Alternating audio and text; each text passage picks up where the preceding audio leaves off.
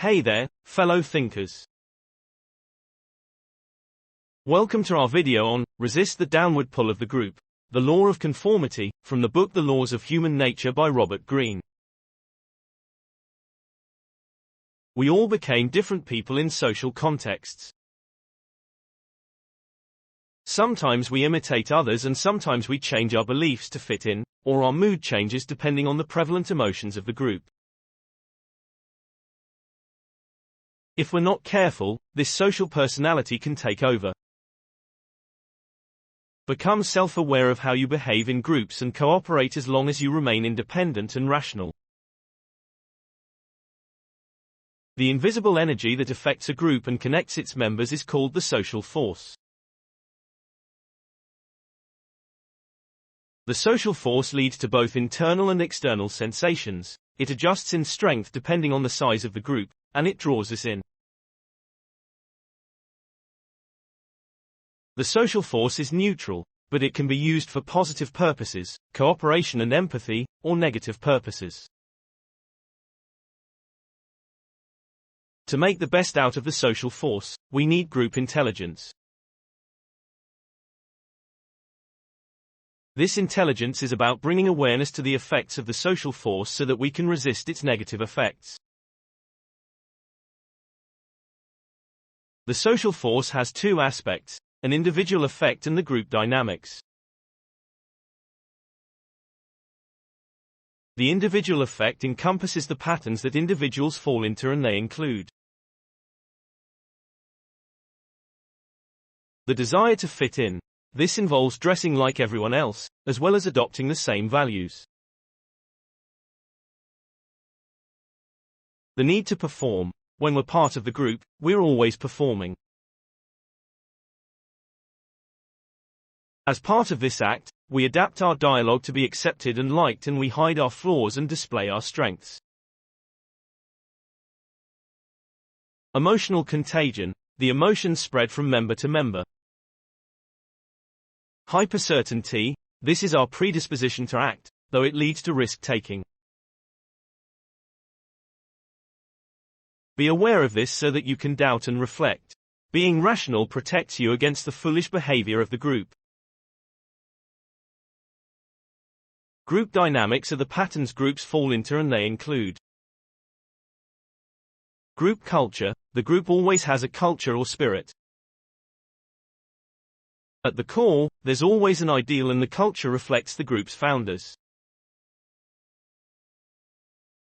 Group rules and codes. To avoid the distressing nature of disorder and anarchy, the group follows a series of implicit rules.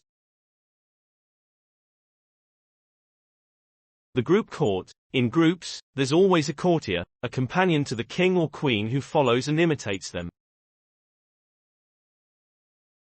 Courtiers do everything they can to get the attention of their leaders.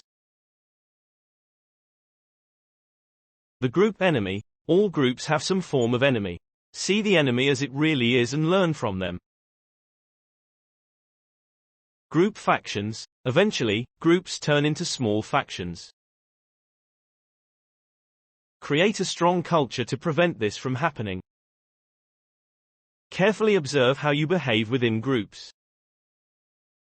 Raise your self-esteem to resist their influences. Also, be aware of reality to avoid irrationality. Note that groups can pull you downward or upward. We call the latter a reality group, and its members are diverse, open-minded, cooperative, and individualistic. These are the different types of courtiers. The intriguer. They want to get power and replace their boss. While seemingly loyal, charming, and efficient, they use people to get what they want. The stirrer. They're deeply insecure, so they resent others and feel envy for what they have. They instill doubts in others to start trouble. The gatekeeper. They idealize the leader and know everything about them. The shadow enabler. They identify repressed desires in people, including their leaders. The court jester, their only role is to be funny. They don't have much power and they're rarely taken seriously. The mirrorer, they get close to people and they reflect their mores and ideas to get what they want. Mirrorers can read people well and have a lot of power. The favorite and the punching bag, the favorite has forged a close relationship with the king or queen and the punching bag is ridiculed in a cruel manner. In the reality group, the goal is to make things or solve problems. Here, the emphasis is on the work and not on playing games. The author suggests 5 strategies to achieve this. Instill a collective sense of purpose. This is sharing a mission with all the other members. The purpose is always clear. Assemble the right team. Don't be afraid to delegate. Craft a team that shares your sense of purpose and who's competent. Ideally, your team members should complement each other and they should know their roles well. Let information and ideas flow. Have open discussions with your team.